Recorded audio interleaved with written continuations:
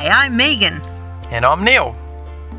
And we've packed up our home in Glasgow and moved into our cute retro camper van Harmony to travel all over Scotland, exploring the best places to stand up paddle along the way. So come join our adventure as we visit the Highlands, Islands and everywhere in between on our SUP Safari Scotland! Heading south through the dramatic mountainscape, we discover the brown and white Catherthuns. These are massive ancient Pictish hill forts dated back to the Iron Age.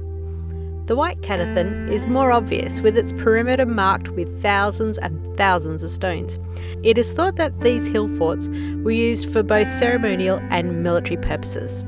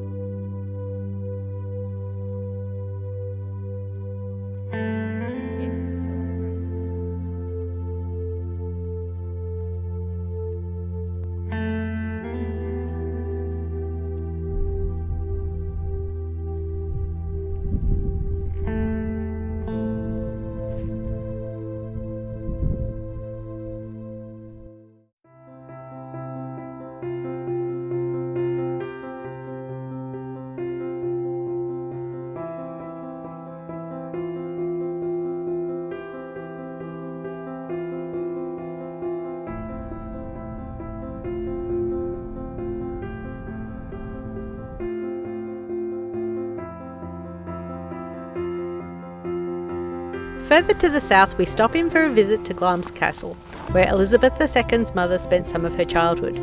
Glamis Castle is the ancestral seat to the Earls of Strathmore and Kinghorn, and has been so for 650 years.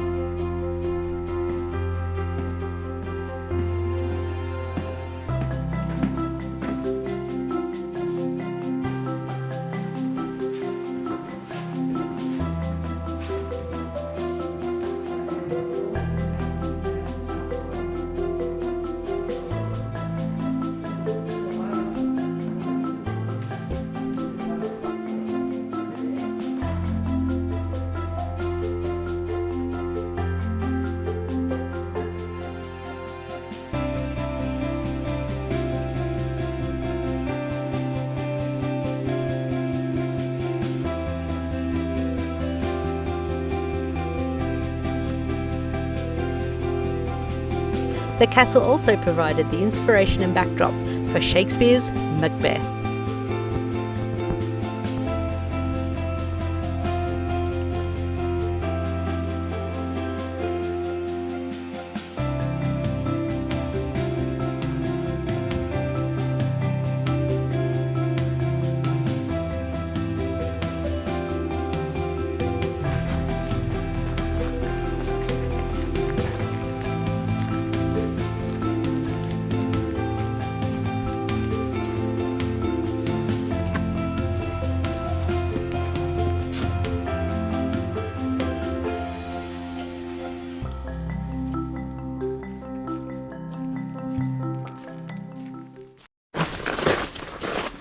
A little bit low for a tall boy.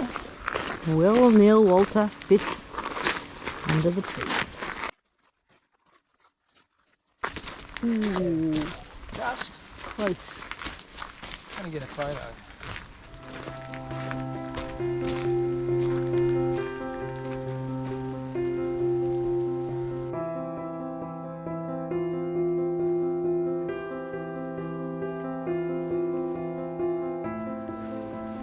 When shall we three meet again, in thunder, lightning or in rain, when the hurly-burly's done, when the battle's lost and won?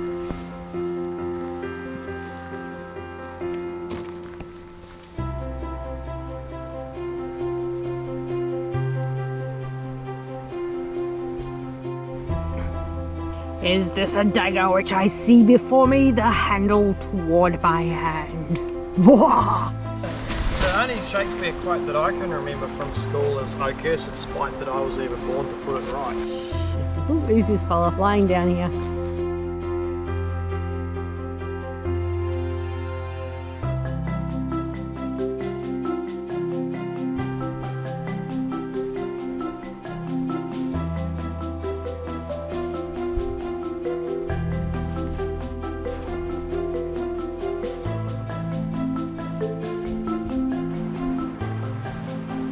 Out, damn spot! Out, I say!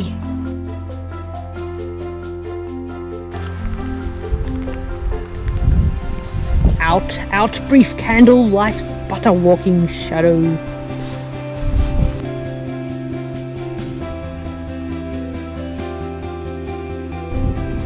I have no words, my voice is my sword.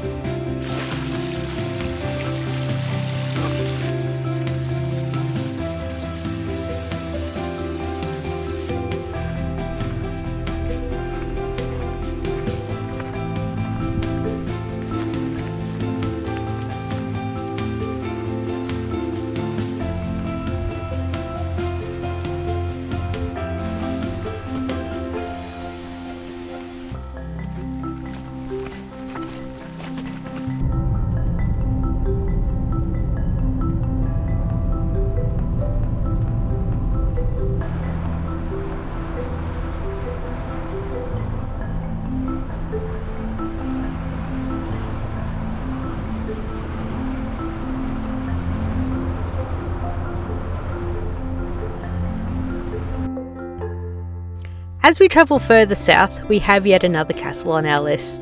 Well, actually a palace, Falkland Palace. But not before an exceptional coffee at Pillars of Hercules.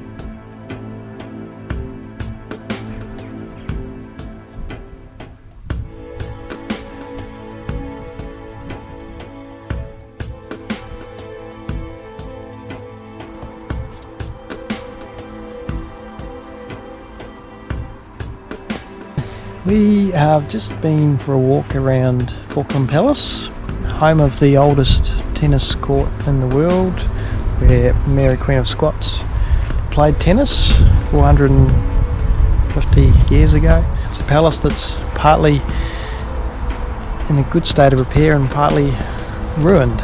Well, this fact that it's not ruined is thanks to the third Marquess of Bute, who was a very rich bloke in the 1800s, who took over the keepership palace and decided to pour some money into it to do it up. However, after Charles II was the last monarch to stay here, after he left, it gradually fell into a state of disrepair. Allegedly, when someone mentioned to Queen Victoria about Falkland Palace, she said something to the effect of, "Oh, do I have a palace in Falkland?" So obviously no idea. Well, there you go. Very good. Fans of the Outlander TV series will recognise this part of Falkland Village as the Inverness set in the first episode.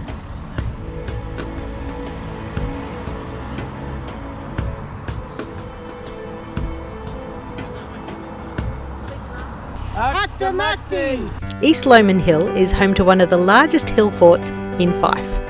It's believed the fort was part of the Pictish kingdom of Fife, which emerged after the Romans left Scotland. We're walking up East Lomond Hill. So this is a wee hill that's behind Falkland. So it's quite prominent. And we came up to find a spot to camp last night, and it got a bit busy with the young'uns in their wee cars.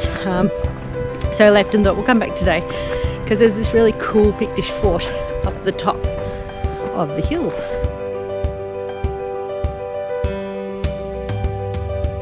So it's quite a major fort. Like, there's not a lot you can see today, obviously. It's 2,000 years old, but it's one of the biggest Pictish settlements that they seem to have found, especially in Fife, but possibly the rest of Scotland. So I'll just have to check that. But yeah, that's quite an amazing thing. I mean, I thought it was just a hill, but so much history here. Out of breath already. But yeah, from the top, we're looking forward to a really cool view out over the Firth of Forth back towards Edinburgh. Can already kind of see where Arthur's Seat and possibly the Castle Hill that Edinburgh Castle's on is. It's pretty hazy, but you can kind of make things out, so should be good.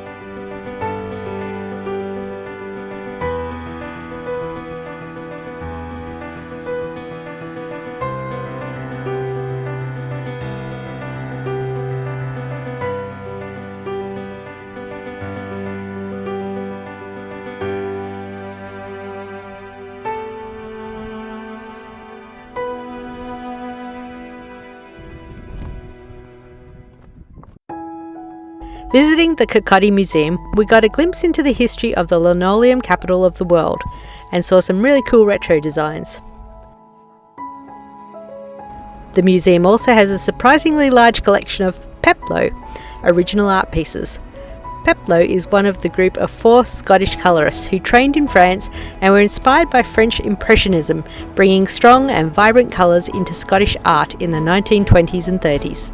The museum also has a Vetriano original, as the artist was born in Fife.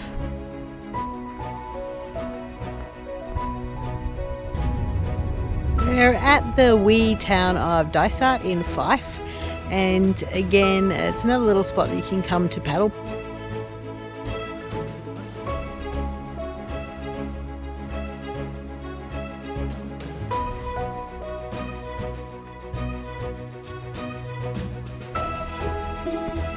The beach itself is probably not quite as notable as some of the places that we've been. Outlander fans may recognise this particular spot here. So this location was used as the port from which the 2 main characters, Jamie and Claire, they got on their boat and left for America from this place here. So if you're really into your Outlander, this is a great spot to come and check out. You can go paddling in and around here. Obviously not at the moment, the tide's out, but yeah, it's an interesting one for people who have an interest in that TV show. And more importantly, my wee grandma was born here.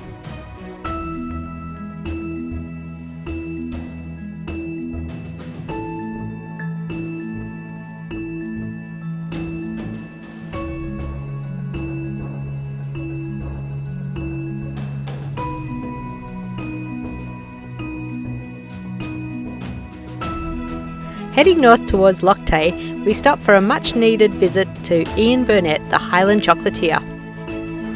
Meanwhile, Harmony had a nice wee shower.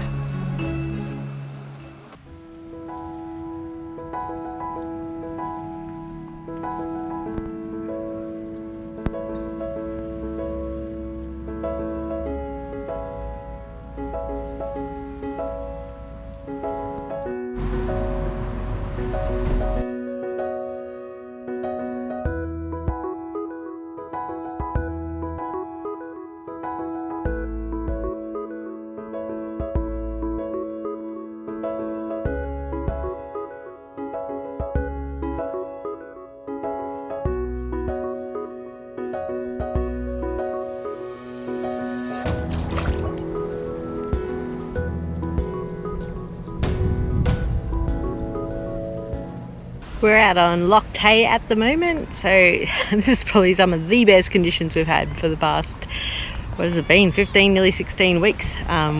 It's so calm here. I don't think I've actually ever been up around Loch Tay when it hasn't been at least a little bit windy, so yeah, really lovely. Surprisingly, just coming in off where the car park is at the, what would be the eastern end of the loch, it's actually really shallow, really clear, nice and sandy, so yeah, it's quite a nice spot to come in for a paddle, especially if you're a beginner. But lots of people out, families out today having a bit of a swim, with it being sort of quite a nice outlook for the rest of the week. That's what I love about the lochs here in Scotland, is just these gorgeous wee islands with some beautiful Scots pines on them. Just magical.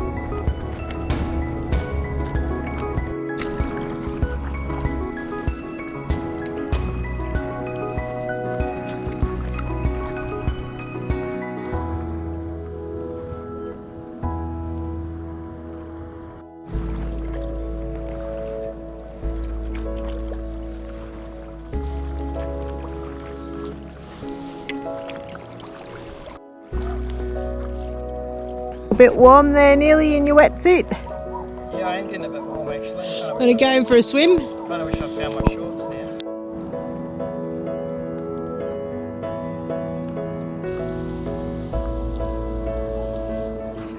Just so good to be back out on the stand-up paddleboards again.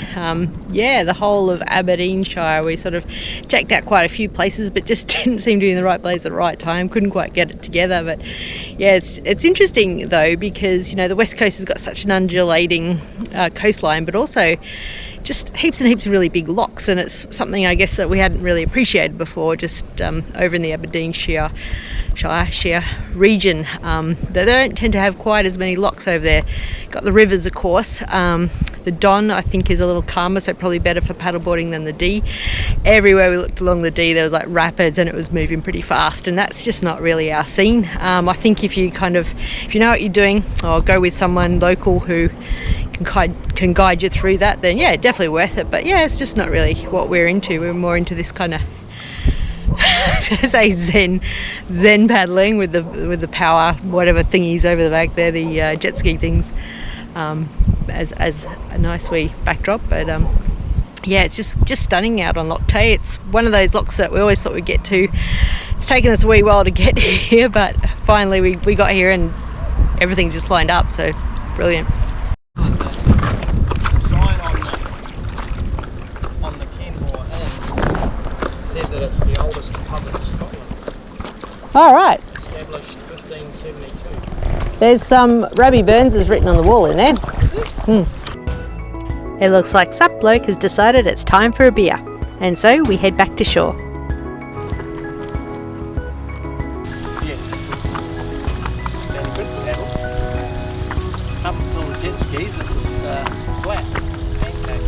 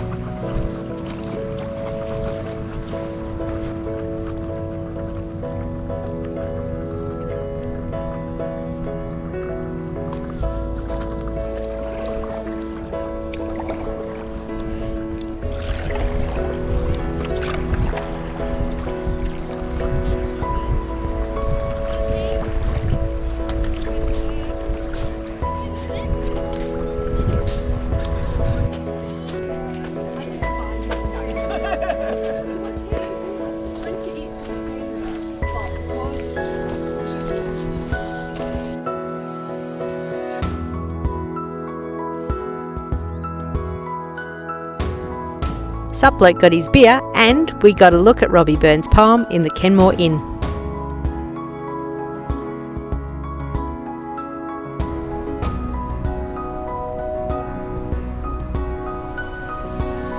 Thanks for watching. If you'd love to keep the videos coming, you can support us by liking, subscribing, clicking notifications, and sharing with your paddleboarding mates. See you next week.